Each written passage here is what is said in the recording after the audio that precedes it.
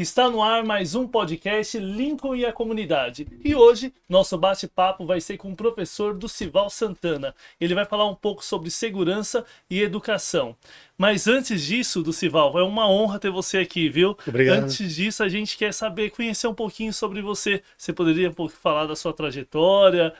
Vamos lá, vamos falar um pouquinho assim. Primeiro, cumprimentar as pessoas que estão nos ouvindo, né? Tem parentes meus ali, mãe, pai, irmãs, amigos. Então, mandar um abraço para todo mundo. Isso aí, manda aí. Vamos lá, minha trajetória. Primeiro, contar um pouco assim da minha infância, né? Foi uma infância relativamente simples, mas graças a Deus não faltava nada dentro da minha casa, né? O que os meus pais puderam fornecer, nas condições deles, eles forneceram. Eu sempre estudei em escola administrada ou pelo governo ou pelo município. As escolas eram muito boas, dentro de determinadas condições, não perdia em nada, né, para as escolas particulares, de tal forma que quando você colocasse um filho seu numa escola particular, é um luxo, não era uma necessidade. Então, de uma certa forma, é para mostrar para alguém que você tinha condições de fazer isso. Com o decorrer do tempo, mesmo ainda quando estudante, eu não era lá grande coisa não, eu bagunçava um pouquinho. Mas enquanto estudante, eu conseguia perceber que algumas coisas, né, já estavam decaindo. De forma lenta, mas você conseguia perceber isso. Porque as escolas começavam a trocar muito de professores, professores que pediam afastamento. E olha que no meu tempo a brincadeira não é a brincadeira que é hoje. Hoje a brincadeira é de quebrar alguém, né, machucar. Verdade. E tudo mais. Violência, bullying, no meu tempo não havia isso. E de alguma forma, né, eu também acabei sendo capturado pelo discurso de alguns professores. Eu achava maravilhoso quando eu via meus professores conversando em latim, conversando em francês, conversando em inglês, numa época que não tinha nem esse desejo de estudar um idioma diferente. Que legal. E eu via meus professores também uma coisa que eu não vejo muito hoje, muito bem vestidos. Usavam camisa de manga comprida, calça, social, sapato. Hoje a coisa está assim bastante formal, de tal forma que eu também já vi colegas meus indo trabalhar com roupas de jogador de basquete. Eu não sou contra, mas eu acho que para uma sala de aula tem uma certa liturgia que você tem a necessidade de respeitar, né? Da mesma forma que um padre tem sua forma de se vestir, o advogado, um médico, o professor também tem. Com certeza. Então, eu não posso achar que o fato de eu colocar uma vestimenta dessa forma, eu vou estar muito próximo do meu aluno, até porque não é bom. Você precisa mostrar para o aluno que tem uma distância que ele tem que percorrer para chegar aonde você chegou. Aí eu começo a perceber mais ainda quando eu chego no colégio, né, que a gente começa a perder alguns professores tops, que eram tops de verdade, eram professores universitários, de universidades públicas, e começa a surgir uma nova camada de professores, com uma quantidade de informação em um nível que caiu bastante. Aí você começa a perceber também, depois que você sai do colégio, já começa a enfrentar o mundo profissional, a universidade, que a coisa está despencando, só que numa aceleração, numa velocidade maior. Aí tem um problema. Aí você precisa ver o seguinte, esse problema mexe com você? Mexe. Então você tem que partir como um agente que pode tentar resolver esse problema.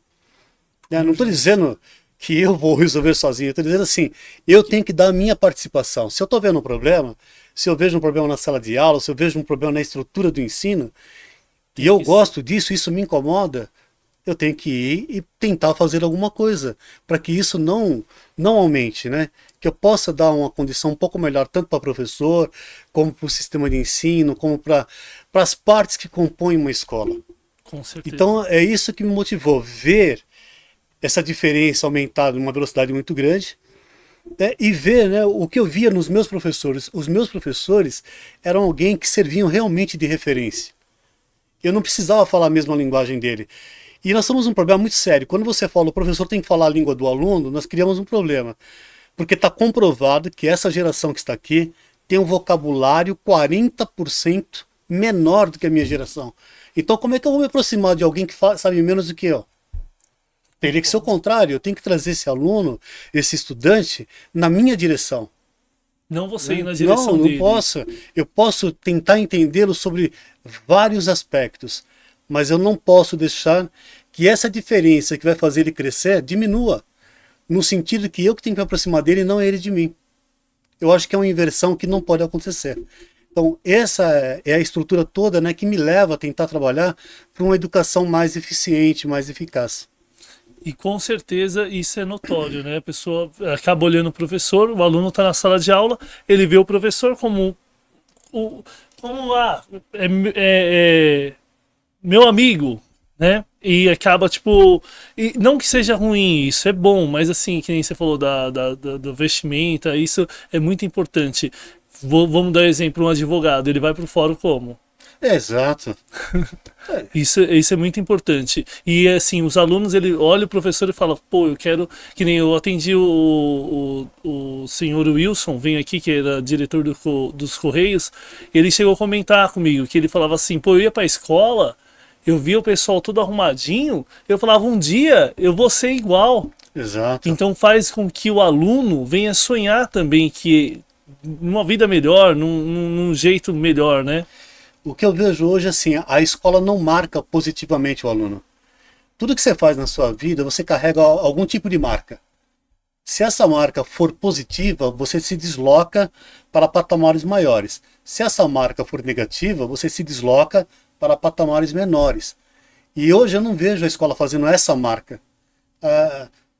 Às vezes eu vou em algumas escolas, o que eu vejo é quase com um sistema prisional. São grades distribuídas por tudo quanto é lado. Eu estive numa escola sábado com meu filho, numa festa junina, até o elevador tinha grade na frente. Era grades para todos os lados. Verdadeiro presídio. Verdadeiro presídio. Os espaços dos alunos conversarem, tinha umas mesinhas, né, feitas de cimento, uns banquinhos de cimento, tinha grade. O ser humano, cara, ele tem um problema assim com o lado psicológico dele, que é muito fácil de você entrar. Eu acho que durante a minha explanação aqui você vai conseguir perceber isso. E quando você coloca um ser humano para conversar, para bater um papo num lugar livre, mas que tem grade em volta, se sente preso. A conversa não flui. Não flui, não vai. É porque você olha, fala, eu estou fazendo alguma coisa de errado para ter essas grades aqui? Será que eu estou no lugar certo? Pois é. E entre uma grade e outra, havia uma grade no meio para não permitir que ele chegasse na outra ponta. Então é uma escola com um terreno absurdamente grande, terreno maravilhoso, que poderia ser bem aproveitado e não é. Então, assim, você está mexendo num lado do ser humano que você deixa ele para baixo, ao invés de você colocar ele para cima. E também eu vejo algumas disputas dentro das escolas que, do meu ponto de vista, elas não são saudáveis, né? Às vezes eu vejo a comparação assim, a escola cívico-militar é a melhor? A escola administrada pela prefeitura, pelo governo, é boa? A escola particular funciona mesmo?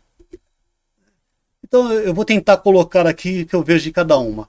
A escola cívico-militar é boa? Ela é muito boa. Só que você tem que entender que todas as escolas, ela quer atender um determinado público. Se você escolheu estudar na escola militar, você tem que saber que você vai ter que cortar o seu cabelo, você tem que saber que você não vai usar brinco, os meninos.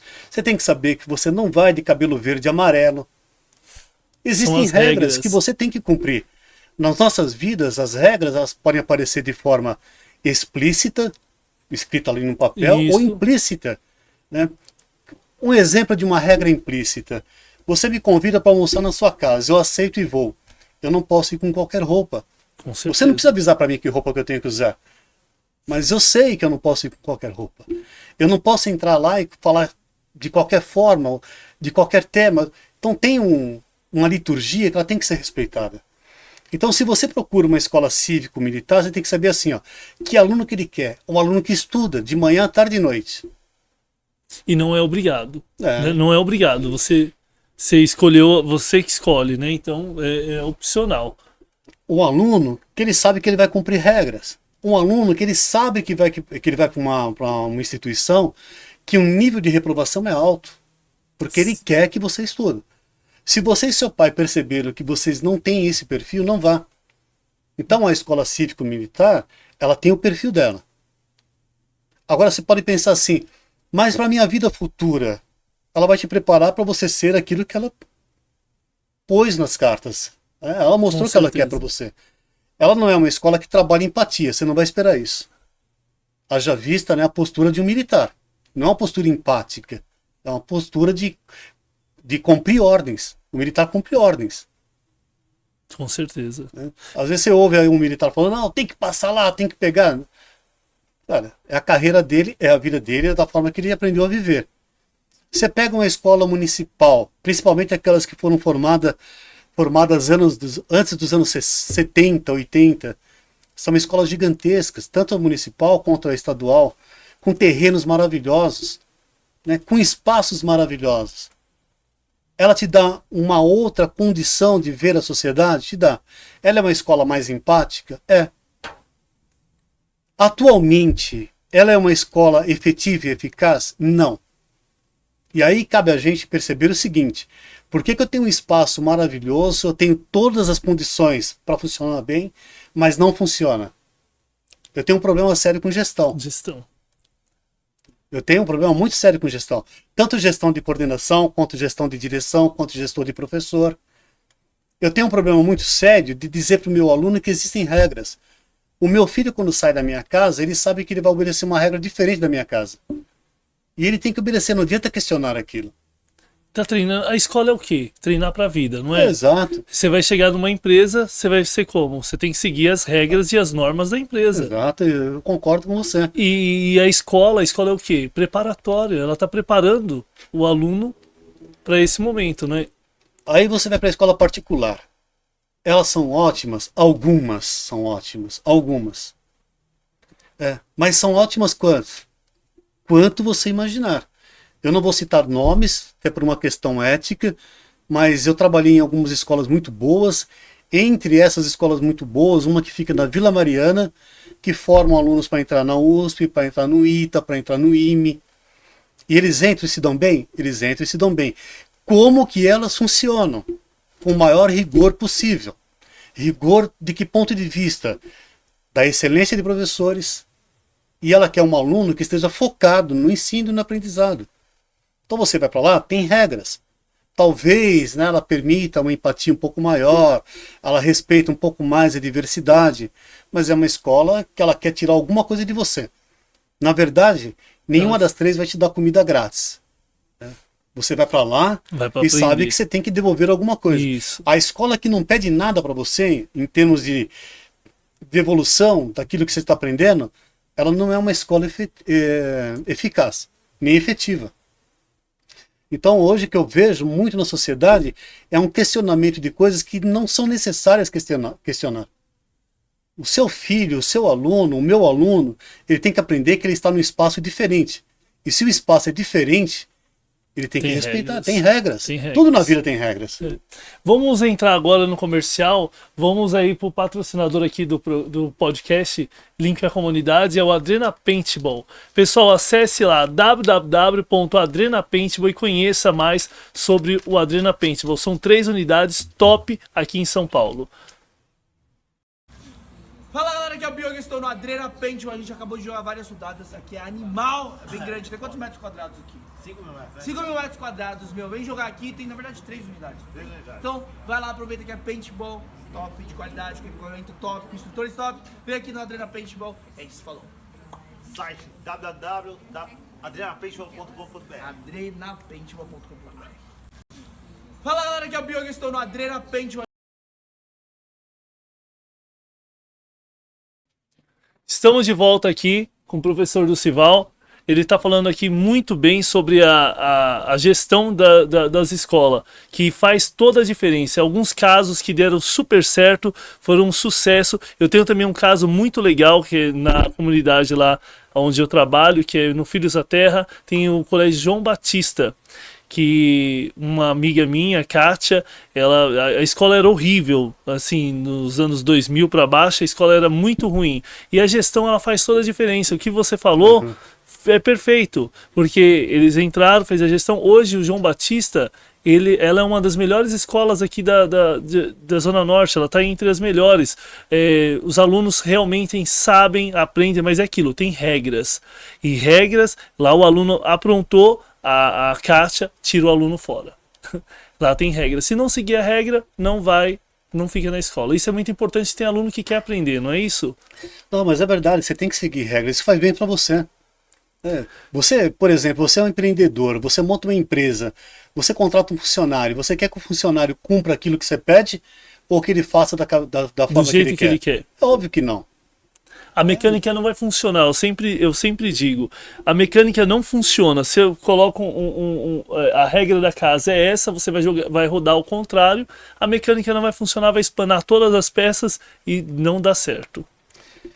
E a gente às vezes fica imaginando assim, então, né? O que pode ser feito? Primeiro, pai e filhos, quando eu falo pai, né? Pai e mãe, é óbvio, né? E os filhos têm que discutir qual é a melhor escola para o seu filho. Não adianta você criar um sonho de querer que seu filho seja da forma que você quer. Cada um tem uma vida. Cada um veio para aqui, para o planeta Terra, executar uma missão. Então eu tenho a minha, o Lincoln tem a dele, e assim por diante. Mas você tem que falar para o seu filho, ó, filho, ó, tal escola funciona assim, tal funciona dessa forma, tal funciona dessa forma. O que é melhor para você e para nós aqui? Porque pai também, cara, não tem condições de carregar sofrimento pro resto da vida. Você quer ver seu filho bem. E o bem tem que ser bem para os dois. Então, a escola militar é boa, boa dentro de um contexto. A escola particular é boa, boa dentro de um contexto. A escola municipal e a escola estadual são boas dentro de um contexto. Escolha qual é o melhor contexto. Agora, é possível fazer uma educação com qualidade? É possível você ter profissionais dentro da escola com qualidade? Uma das minhas ideias, que não é nenhuma ideia que eu acabei descobrindo, que mandaram para mim, não, foi lendo e foi ouvindo, né, a nossa vereadora Cris Monteiro do Partido Novo, foi ouvindo a Marina Helena, a nossa pré-candidata a prefeita pelo município de São Paulo. Qual é a novidade? A escola Cháter. Muito boa. O que tem essa escola Cháter? É uma escola que continua sendo municipal, que continua sendo do governo, entretanto o gerenciamento e a gestão é privado. Bom, com essa mudança, né, para uma gestão privada, o que pode melhorar? Primeiro, a formação de professores.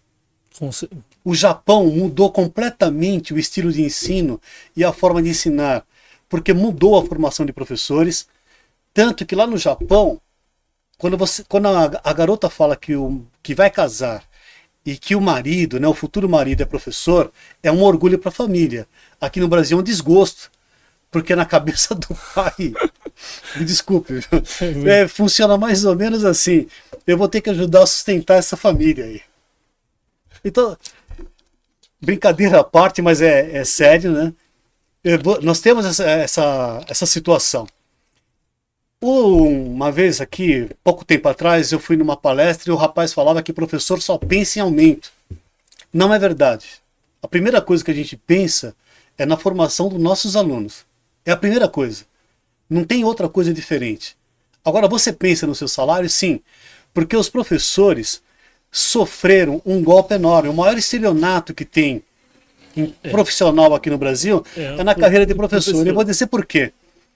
Uma das secretárias de educação, se não me engano foi do governo Covas, Mário Covas, o antigo, disse que professor não merecia aumento porque tinha 2 meses de férias. E ela disse assim, ó, é um absurdo. É a única profissão que tem 2 meses de férias. Também não é verdade. A lei só permite 1 mês de férias. Se a escola entra em recesso no final de ano, não é o problema do professor. A escola que procure alguma coisa que possa ocupar esse professor. Por exemplo, faça cursos, professor. Hoje nós temos a facilidade enorme com a internet. Há cursos gratuitos na Fundação Getúlio Vargas, nas universidades, que podem ser revertidos para ser curso de professores. Nós temos as universidades municipais, que são verdadeiras cabeças de bacalhau. Eu converso com as pessoas, mas não existe. Existe. Existe em várias regiões aqui de São Paulo. Por que elas não se tornam um centro de excelência de formação de professores? Por que eu preciso, por exemplo, mandar um professor distante, fazer ele gastar um dinheiro de um salário que já é escasso? Se tem como fazer isso, um curso de formação de professores, de recapacitação, você pode fazer aí em 10 dias, 15 dias, pode ser feito online, pode ser feito em grupos. É importante que seja em grupos até para você dar a condição de que eles possam discutir temas importantes. E que são pertinentes ao ensino, que são pertinentes à formação de alunos. E assim, o Brasil, se você for ver lá, tá entre um dos países que menos pagam bem o professor, que pagam mal. Entre os países, se você olhar no índice lá, você vê e fala, caramba, o Brasil ele é um dos países que paga mal o professor. Tem países aí, Argentina, vamos dar exemplo, outros países que pagam melhor do que o Brasil. Quer dizer, a profissão ali dos professores estão debilitada. Tá? Mas é verdade o que você está falando, né? E voltando só no caso do Japão, a média de salário de um professor no Japão é em torno de 20 mil reais, a média de salário lá. Isso, professores que estão iniciando na carreira. Lá o professor que está iniciando tem um tutor, que é o professor mais velho, que é o professor que já conhece todos os caminhos da educação, que vai auxiliar esse professor. Um professor no Japão só recebe aulas se ele participar do curso de recapacitação que o governo japonês fornece. Você é obrigado a fazer aquilo. Eu fui falar esse tema com uma pessoa no período passado, a pessoa falou, mas obrigar? Você não pode obrigar ninguém a fazer nada. Pô, tudo bem, eu não posso obrigar, então você também não vai receber aula. Não tem, Sou eu que estou fornecendo a aula para você. Eu posso dizer que você precisa estudar? Desse curso. Você precisa. O seu aluno precisa. Olha, nós vivemos numa sociedade que as coisas mudam rapidamente. Rapidamente. Antigamente, um professor que tinha 50, 60 anos, ele era requisitado para dar aula. Eu lembro de uma situação no meu colégio, saiu o professor de geografia e levou quase um mês para vir um outro professor. O diretor da escola entrou na nossa sala e pegou e falou, gente, nós vamos trazer o professor de geografia, ele vai começar na próxima aula e olha, graças a Deus, ele tem 57 anos. Uma experiência, uma didática. Hoje um professor de 57 anos, ele é colocado para fora. Você procura aí nos meios de comunicação, de recrutamento de professor, está lá escrito, professor com 2 anos de experiência. Com 2 anos de experiência, você é praticamente um aluno ainda. Não tem experiência. Você precisa de vivência, porque estar na sala de aula não é reproduzir o que o livro te dá, só o que o livro te dá, mas é a sua experiência, aquilo que é a leitura, o pensamento sobre aquilo que você aprendeu, te dá para você, olha, subir num patamar de conhecimento. O seu aluno, ele é refém do seu conhecimento, até um certo ponto, é óbvio, né? Tem um ponto que você, como professor, tem que deixar ele seguir. Mas enquanto ele está em formação, ele depende do seu conhecimento, você tem que estar bem preparado. Então eu vejo a escola charter como uma saída. E vou mais distante ainda.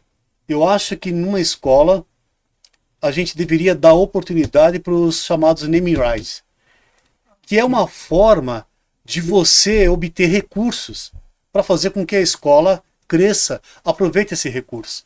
Porque, infelizmente, a escola, da forma que ela está ela funciona como um SUS para o governo. Ah, o governo precisa tapar um buraco aonde? De onde você tira? Da educação. Ah, o governo precisa fechar a conta não sei para onde. De onde você tira? Da educação. Então a educação municipal e estadual, às vezes ela passa por esse período, né, de vacas magras, porque ela funciona como o SUS do governo. Ela empresta governo ela empresta dinheiro para o governo e não recebe. Ela não tem de volta, porque esse dinheiro não volta mais, gente. Ele vai para cobrir outro buraco. O governo, da forma com que ele trabalha, com que ele funciona, ele é um buraco negro da educação. Entrou ali, não sai mais nada. Infelizmente é uma verdade. E assim, a educação, um custo gigantesco, né? São 35% sobre da arrecadação de impostos vai para a educação. Agora, eu não sabia, né? Você acabou de dizer que o governo ainda pega dinheiro emprestado, quer dizer, não investe na educação. São 35%. Então é um meio de burlar o sistema. É mais ou menos isso, né? Olhando assim no... Olha, eu acho assim, que o próximo prefeito que entrar, né? Os vereadores que vão entrar, que eu espero que sejam assim, de bastante competência, não importa qual é o partido, mas que sejam bastante competência. Eu espero que a Marina entre como prefeita, porque ela, desde o primeiro dia que eu vi a Marina, que foi no dia 5 de agosto de 2023, lá na Câmara dos Vereadores, né? Isso. Ela me chamou a atenção porque o perfil dela, a forma com que ela se comporta, a forma com que ela fala, a forma com que o corpo dela se move, demonstra que ela é uma pessoa que passou por determinados períodos de sofrimento, então ela consegue fazer a leitura do sofrimento do outro. E isso me chama a atenção que, além de tudo isso, ela tem uma capacidade de gestão grande. Eu acho que essas escolas, essas demandas na mão dela, né, vão sofrer uma melhora enorme. E mais ainda, né, o que mais me chama a atenção é que ela não está prometendo nada que seja assim, é um milagre. Um milagre que ninguém nunca fez em 60 anos, a Marina vai fazer. Não é verdade. Ela não está prometendo escola nova, ela não está prometendo que um candidato prometeu mais uma universidade federal. Ele esquece que ele não é do governo federal, ele é do governo municipal. E eu acho que ele não tem nem noção que existe universidade municipal aqui. Ela está prometendo o quê? Uma gestão naquilo que já tem. Nós temos espaços assim maravilhosos mesmo. Eu visitei, eu estive dentro da escola. Ninguém estava falando assim, tem uma escola que é assim, assim, assado. Eu fui até lá. Então nós temos condições de fazer e ter uma boa estrutura de ensino. A gente precisa ajustar essa parte de gestão, que, do meu ponto de vista, na maioria das escolas, deixam a desejar. Muito, né? É muito imposto. Eu tava vendo a Marina numa reportagem ela falando que cada aluno custa de em torno de 1.200 a 1.800 reais por mês. É muito dinheiro. Vamos dar exemplo. 1.200 reais você coloca numa escola boa. Então, é o mesmo valor que o governo americano gasta. Então. E as escolas, é verdade, é em torno desse valor aí. E as escolas charter, Não pode continuar. as escolas charter têm já uma estrutura muito forte nos Estados Unidos. Tem na Colômbia, né? Tem disfarçadamente aqui no Brasil. Por exemplo, a gente tem uma empresa que esteve envolvida em certos problemas que quer cuidar dessas escolas. Se ele quer colocar a mão dele ali, é porque tem alguma coisa e alguma coisa ali pode funcionar. O empresário brasileiro, ele nunca coloca as mãos onde ele percebe que não vai funcionar. Com certeza. Então eu acho que esse tipo de estrutura, essa gestão, né, proposta pela Cris Monteiro, pela Marina, pela Adriana também. Pela Adriana Ventura, né? Puta, eu adoro a Adriana Ventura. Um abraço corajosa pra caramba, nossa. Eu acho que pode ser um caminho para a gente sair desse labirinto que nós entramos. Eu fiz uma conta rápida. Vamos pegar de 1980 para cá, a 2024 está dando quanto? 44 anos. Isso. Se você pegar 44 anos e dividir por 4, que é o tempo de gestão de um prefeito, de um vereador, dá 11. Então nós tivemos, no mínimo, 11 secretários de educação. Não tem nenhum sistema que sobreviva a tanta mudança. Quer dizer, eu coloco no mínimo, né, porque tem aquele secretário que entra para servir de efeito tampão e depois vem o outro. aí um que não dá certo, aí depois vem um outro. Nós tivemos quase que 14, 13, 14. Cada um entra com uma metodologia. E a gente sabe muito bem que os cargos aqui no Brasil, eles não são, na maioria das vezes, distribuídos por competência. Cabide. Cabide. Eu vou te apoiar aqui, você me dá tal pasta. Eu vou te apoiar aqui, você me coloca em tal lugar. E aí eu coloco pessoas que vão fazer a gestão e que não conhecem educação. Aí eu ouvi uma pessoa me falar assim, mas você viu o currículo dele? Ele é formado aqui, formado ali, fez pós-graduação ali. Eu tenho uma resposta simples para isso. O fato de você ter sentado numa sala de aula para ser aluno, numa universidade, num curso de graduação ou pós-graduação, não te dá estrutura suficiente para você saber o que é educação. Cada ave no seu ninho. Se eu assistir um curso de medicina, eu não seria um médico. Só pelo fato de estar sentado ali. Para ser professor, tem que ter envergadura. A mesma envergadura que você precisa ter para ser um administrador, um engenheiro, um médico. Um piloto. Né? Porque se fosse verdade que qualquer pessoa que está sentada numa sala de aula pode ser um professor, nós teríamos 210 milhões de professores e nós não temos. Está faltando professor, tanto na escola pública como na escola privada. É difícil você encontrar um professor de matemática, um professor de química, um professor de física, um professor de língua portuguesa. E para vocês verem o escândalo da educação, veja o que eu vou contar para vocês e ver se vocês concordam comigo, por favor. Quando que você começa a estudar a língua portuguesa, a interagir com a língua portuguesa? Quando você nasce. Você nasce, a primeira coisa que a sua mãe fala, eu te amo, seu pai vai lá, chora, eu te amo. São as primeiras palavras que você ouve. Verdade. Você está dentro da sua casa, desde que nasceu, ouvindo a língua portuguesa. Então, o que justifica da nota da língua portuguesa ser aproximadamente igual à nota de matemática? As duas estão lá embaixo. Qual é a justificativa? Se não for uma má administração do que está sendo feito. Com certeza. Como é que a estrutura escolar pode sobreviver a tantas mudanças de plano de ensino? E esse sistema de passo automático? Eu tive conversando com algumas professoras e eles falavam assim, uma professora falou para mim, então, eu falei, mas por que você passa? Ela falou, eu vou lá no sistema, coloco o número 4 para reprovar o aluno, o sistema automático sobe para 5. É terrível, isso aí atrapalha muito, né? Então eu acredito que isso é o grande problema que está acontecendo aí na educação. O que você acha? Você tocou num tema, né, que é muito sensível e é perfeito que você colocou. Essa aprovação automática é terrível, porque não fica só no campo da aprovação ou reprovação. Né? Você cria uma estrutura mental no aluno que é mais ou menos assim: se eu não estudar, eu vou passar, portanto, eu não preciso participar de uma aula. Eu só tenho que ir. Só tenho que ir. Eu não preciso obedecer o meu professor.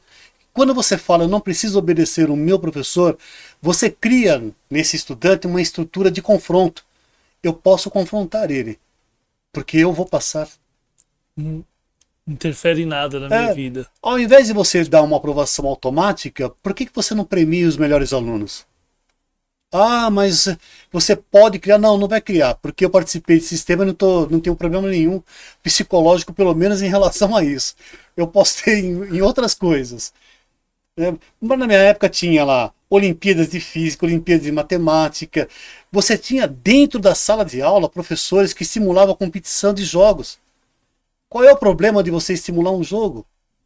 A gente fazia, por exemplo, calculadoras feitas com pilhas.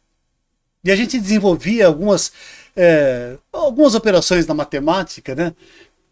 E aí hoje eu vejo o professor falando, semana passada na televisão, que 35% dos alunos que estão em período de ensino médio, ensino fundamental, eles estão com a habilidade 35% menor.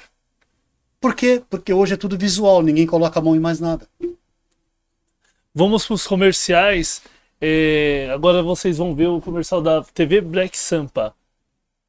Salve que salve, titio, beleza? Sou o Thiago JC, vim falar um pouco da Black Sampa, tá? Repleta de novidades, site novo chat, você pode cadastrar aí. Você já cadastra, já começa a ganhar seu ponto. Essa pontuação logo mais vai ter benefício pra vocês. Você pode ir na parte de programação, você vê os horários certinho. Tem a parte de eventos aí, que é a cobertura de eventos, né? Você pode ver todas as fotos dos eventos que nós cobrimos. Na parte de fotos, você pode também ver as fotos dos eventos que nós realizamos. Você pode também participar dos eventos. Cola conosco aqui no site da TV Black Sampa. Tem o número da produção para você participar dos programas ao vivo. Quase todo dia tem programa ao vivo aqui. Sem falar que temos podcast, que você pode apresentar um podcast do seu jeito, com seus convidados, do seu estilo. César Tex, conta aí pra nós como que é o podcast. Eu sou César Tex, tenho um podcast Essa Tal Cultura, onde eu apresento vários artistas e vários empreendedores. Então,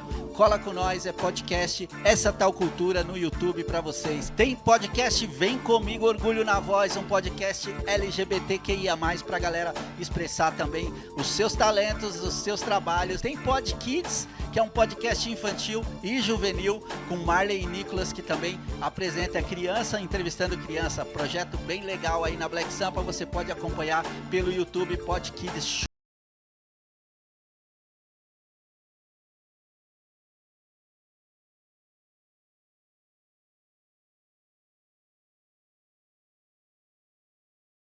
Estamos de volta aqui com o Ducival Santana, professor Ducival Santana, também é pré-candidato a vereador por São Paulo pelo Partido Novo. É isso aí, então, vamos, é muito top, né? O que você estava me dizendo assim, eu fiquei, algumas coisas eu não sabia, fiquei assim, surpreso. Infelizmente a educação é refém do Estado, né? Do que o Estado quer. Eu não sei. Às vezes eu tenho a sensação que deveria existir uma descentralização do MEC. E mais ainda, eu acho que todos os problemas, como eles acontecem primeiro no município, é o município que tem que dar a primeira partida. Não tem como você separar o município do Estado e da federação. Então tudo que acontece, acontece no município. Município de São Paulo, município de Guarulhos. Então o primeiro ponto, né? Para você começar a fazer uma mudança, tem que partir do município. Por que eu estou dizendo isso? Nós temos aqui, por exemplo, algumas universidades que acabaram com o ensino. Hoje você tem curso de engenharia a R$ 69,90 por mês. Sem Verdade. Laboratório. Como isso pode, gente? Como é que eu vou preparar um engenheiro civil que não sabe cálculo, que não sabe cálculo de estrutura?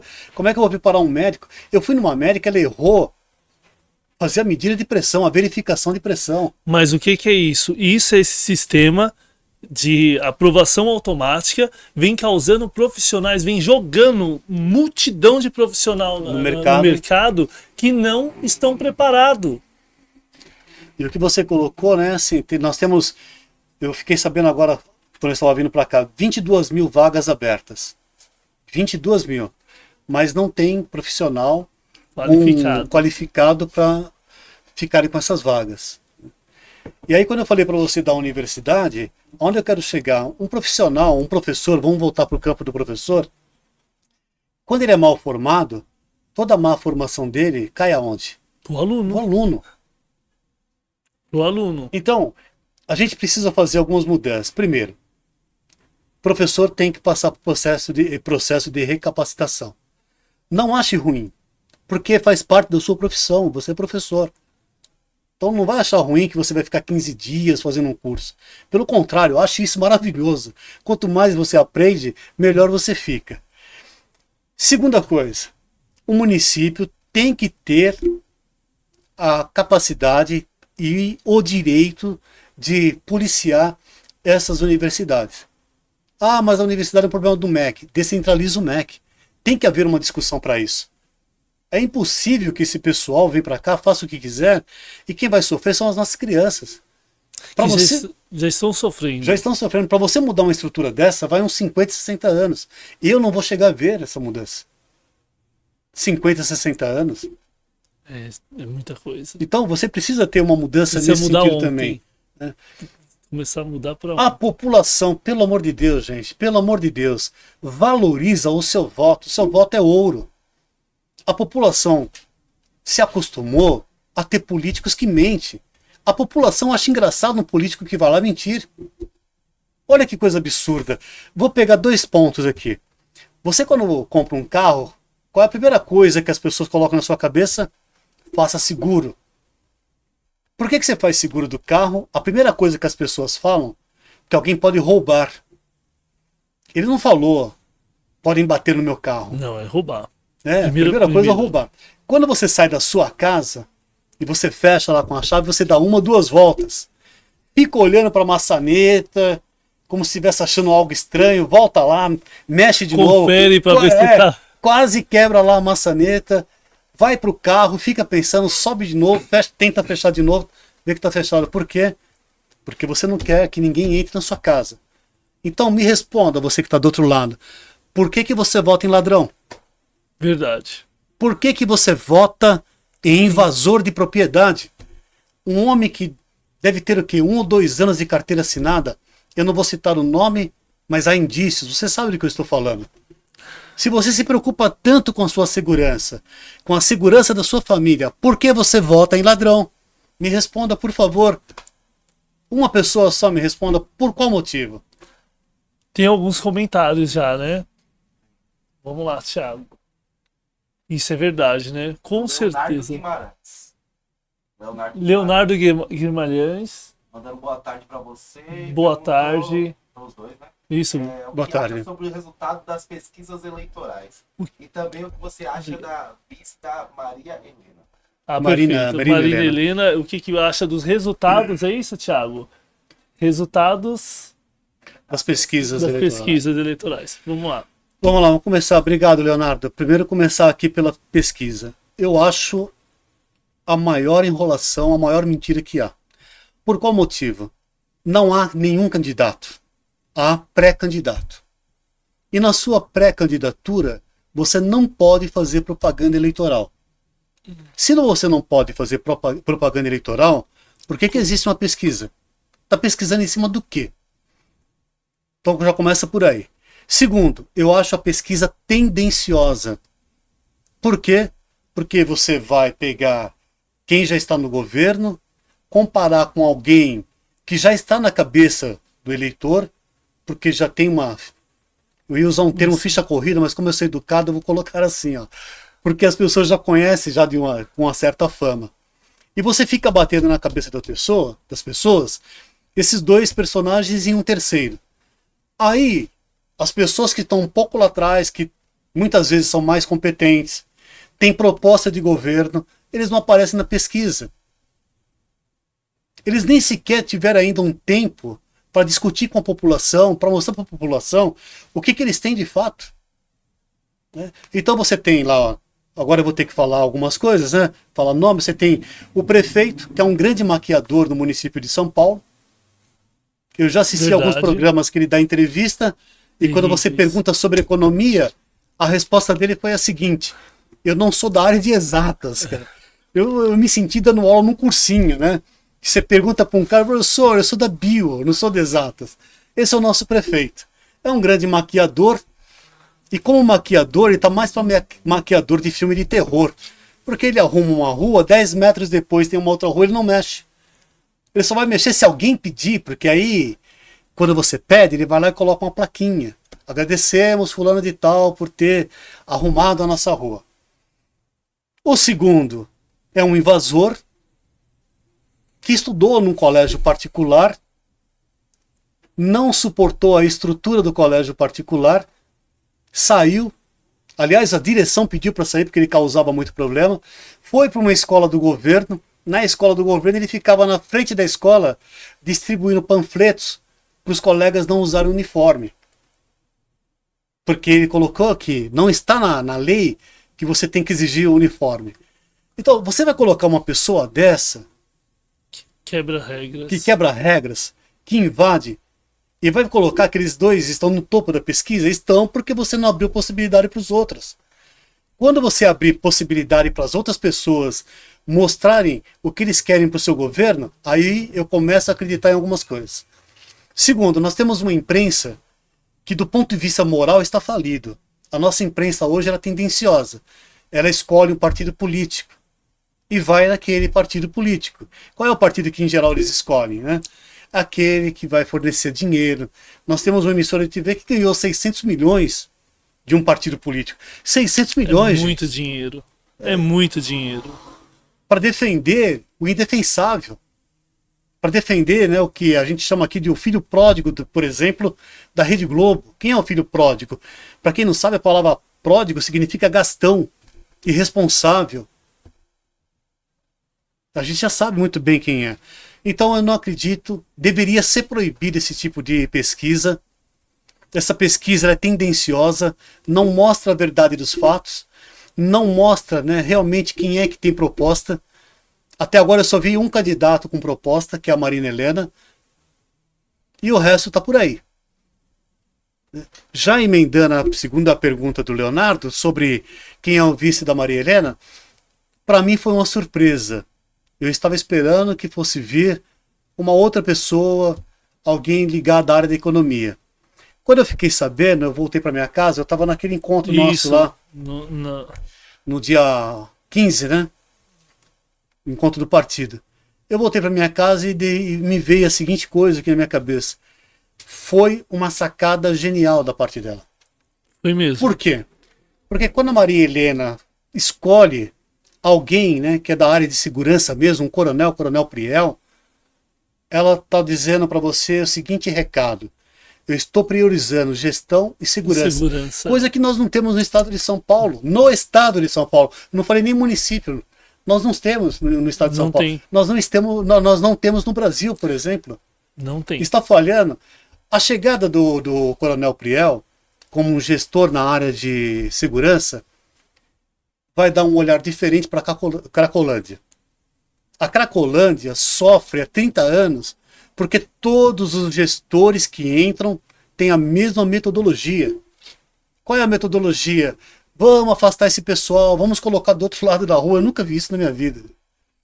A Cracolândia é um problema multifacetado, multidimensional, que envolve educação, que envolve segurança, que envolve psiquiatria, que envolve um monte de gente.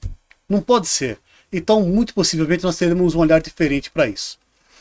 Quando você tem uma segurança na sociedade, a escola funciona bem. Porque o professor está tranquilo, os pais estão tranquilos, os alunos estão tranquilos. O aluno sabe que na ida e na volta, muito possivelmente, o celular dele não vai ser roubado, o tênis dele não vai ser roubado, o relógio dele não vai ser roubado. Quando você tem segurança, o comércio funciona bem. Por que funciona bem? As pessoas estão na rua. Elas vão entrar para conhecer a sua loja. Em algum momento elas vão comprar. E os comerciantes não vão precisar taxar mais. Às vezes o comerciante ele tem que, dependendo da quantidade de índice que tem, ele aumenta a porcentagem nas mercadorias. É assim Exato. que funciona. Tem lá a porcentagem de quebra, 2% acima da taxa. Coloca 2% a mais porque vai dar quebra. E isso aumenta se o valor das mercadorias fica difícil, né? E aí você tocou num ponto também legal, né? Porque assim, aumenta o valor da mercadoria significa que a população fica com dificuldade de comprar. Isso. Ao passo que se você tem lá a segurança naquela região, a população vai comprar, ele pode diminuir a margem de lucro porque ele vai ganhar na quantidade. Isso. E se ele ganha na quantidade, ele também vai gastar menos com o sistema de segurança. Ou seja, um bom gestor de segurança, ele mexe com toda a sociedade. Não tem como, rapaz. Assim, ó, as coisas aqui em São Paulo, no Brasil, no mundo, quando você fala de educação, segurança, saúde, elas estão interligadas. Não existe prioridade para um maior do que para outro. Pode ser que em alguma região, né, de São Paulo, que você esteja passando por maior dificuldade de segurança, você vai resolver aquilo. Sei lá, um acréscimo maior na sua atenção na segurança. Mas as coisas são assim, elas são interligadas. De forma que, quando você favorece o caminho de um, você também começa a favorecer o caminho do outro. Então, a visão que eu tenho dessa escolha da Marina Helena, depois de um certo tempo, que foi perfeita, foi a maior sacada que talvez ela tenha tido, né? ela e, é óbvio, o grupo de pesquisa que trabalha com ela, que orienta ela. Haja vista que agora o nosso Nunes também vai aparecer com um gestor de segurança. E deve ter sido um tapa na cara dos invasores, né? Porque agora quem é que vai invadir a sua praia? Pergunto, quem vai invadir a sua praia agora? Não tem mais invasor. Então, eu gostei, achei muito legal. Acho que é uma forma diferente de você começar a resolver alguns problemas, porque são duas pessoas honestas, Marina e Priel, e certamente tem tudo para dar certo. Agora, a população precisa colocar na cabeça assim, ó, são dois gestores, não são pessoas que fazem milagre. O milagre não vem em 4 anos, mas ele começa nessa primeira gestão deles. O milagre só vai acontecer quando você, que é o eleitor, que está do outro lado, né, gastar um tempinho, um pouquinho só maior, para escolher o seu candidato. Leia a história de cada um. Pesquise. Pesquise, veja o que cada um fez. Mais ainda, gente, dá uma olhadinha no partido e vê quem são os componentes do partido. Veja quantas fichas sujas vocês têm aí no partido. No Partido Novo não tem. Porque não fica. E passa por um processo, né? Assim, o Partido Novo, você passa por um processo. Se tiver ficha suja ali já no começo, já não entra. Nem fica mais. Nem fica. Vamos comerciais, é isso, Thiago? Perfeito, então. Agora é do Adrena Burgues. Pessoal, www.adrenaburgues.com.br também. Os melhores burgues aqui da Zona Norte. São 2 unidades top de linha. Confira.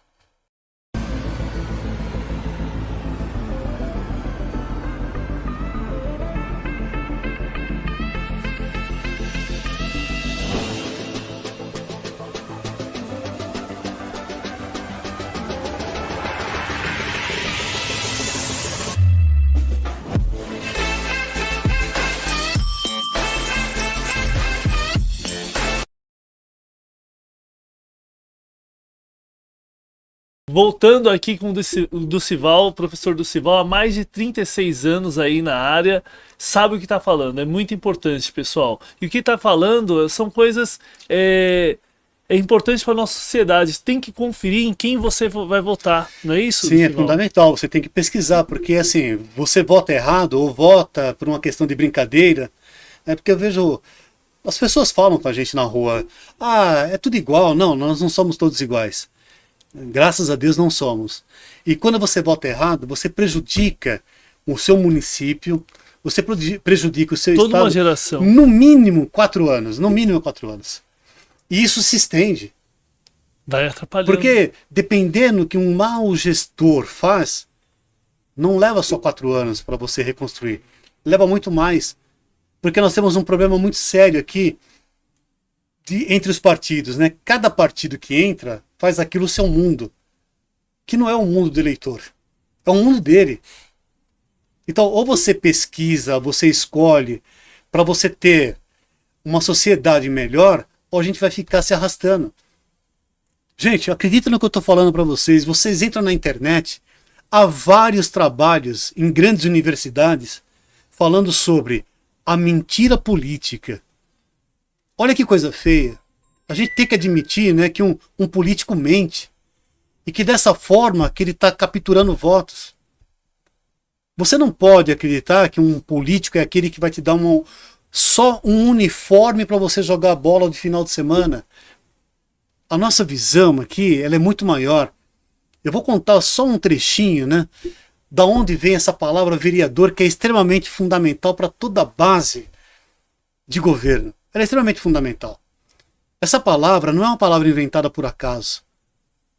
Ela vem desde a Idade Média. Essa palavra surgiu de uma região onde você tinha alguns cavalos, e esses cavalos eram chamados de veritos, e a função deles era entregar cartas e pacotes. E como eles entregavam cartas e pacotes, né, como se fosse o nosso correio, em geral eles passavam pela mesma região, pelo mesmo caminho. Em homenagem a esses cavalos, esse caminho foi chamado de vereda. Olha, vereda, vereador. Bom, aí o que apareceu na cabeça de quem governava. Precisamos colocar alguém que veja o que está acontecendo nessa vereda. Surgiu o nome vereador. Então, o vereador é aquele que anda nos espaços, é aquele que conversa com a população, que sabe das suas dores, das suas necessidades. Se não for assim, não vote. Tem vereador que eu passo e vejo, e eles falam para mim, eles chamam de cabeça de bacalhau. Olha, de vez em quando ele manda uma carta aqui, mas ele nunca veio aqui. E aí mais para frente, né, para esses vereadores que surgiu com esse nome de vereda, deram a incumbência deles também começaram a cuidar do patrimônio público. Então eles começaram a cuidar de locais de passeio, começaram a cuidar de prédios escolares, de prédios de moradia. Então a nossa função é essa, é estar perto de você. Se eu não me aproximo, não tem como. Terrível. Temos 3 minutos. Vamos... Tem um pessoal aqui, a Sol, que veio semana passada. Ah, perfeito. A Sol, um abraço, Sol. Um abraço. Rogério também, um Rogerão ali, é top de linha, Rogério. Jadson Gerson. Opa, o Jadson, Gerson, um abraço aí pra vocês, o top Um de abraço linha. Um pra abraço todos aí aí. pra todos. O pessoal te falou que chegou tarde, aí você fala que vai estar no YouTube, né? Isso, ó, pessoal, quem não assistiu, nós vamos estar no YouTube, depois vocês conferem lá da TV Black Samba, o Sampa, né? Ou do Pod Lincoln, isso aí, tamo junto. Isso aí, vamos ficar por aqui então, foi uma honra ter você aqui. Eu que agradeço. Muita sabedoria, são 36 anos aí enraizado, tem muita informação, né? E pode ajudar muito. E esse ano o Ducival está como pré-candidato a vereador, pessoal. Qual região que é a sua, Ducival? Tatuapé. Tatuapé, isso aí. Vila Formosa. Pessoal, Zona Leste, Zona né? Leste. Zona Leste. Pessoal da Zona Leste, vamos conferir, vamos verificar em quem votar, tá bom? Eu sou também vereador, candidato, né? Pré-candidato a vereador, corrigindo, pela cidade de São Paulo. Ali eu estou na Zona Norte de São Paulo também. Jaçanã, Filhos da Terra, Jardim Hebron. É isso aí. Nós juntos vamos fazer a diferença, vamos lutar por um Brasil melhor. A minha pátria é a Vila Formosa, né? É isso aí. Eu tenho um olhar e um carinho especial por aquela região, até porque eu, minhas irmãs, meus pais, né, sempre vivemos ali. E agradecer, né, quem assistiu, quem pôde participar. Estamos aqui, gente, para fazer um trabalho honesto. Eu, Lincoln, o Partido Novo, a Marina Helena e todos que pertencem a essa caminhada dura, mas boa, muito boa mesmo. Vamos colocar a pessoa certa, a pessoa direita na direção. É isso aí, vamos ficar por aqui. Desde já agradeço a todos, um forte abraço e Deus abençoe vocês mais e mais. Just a young gun with a big view. I was up